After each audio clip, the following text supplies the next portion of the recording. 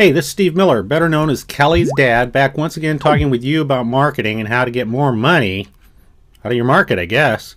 Today, I want to talk a little bit about I want to ask you a question. I recently wrote a white paper that I titled "The 10 Questions Every Business Owner and Marketer Should Ask Themselves, but Probably Don't."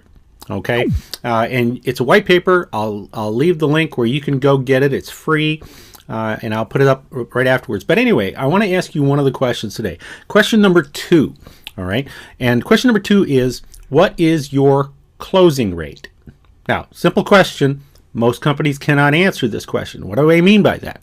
Let's look at it this way. If I were to hand you 10 qualified prospects for you to go meet, how many of them would you or your salespeople bring back as customers?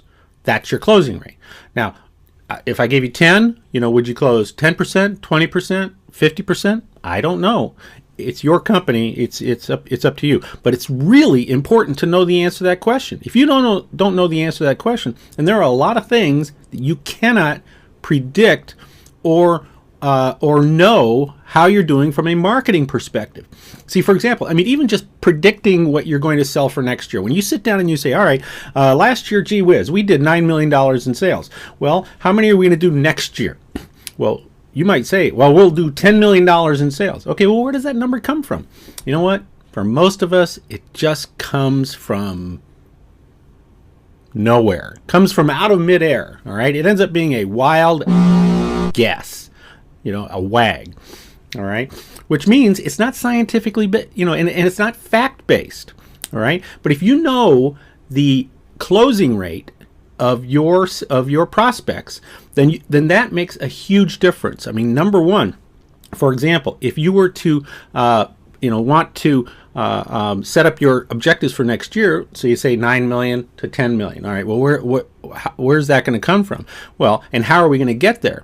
Well, if I know that I'm going to close 20% of my sales out there, 20% of my prospects, and each prospect is worth $100,000, so in order for me to get $10 million in sales, you see 10, 100,000, that means I need 100 customers.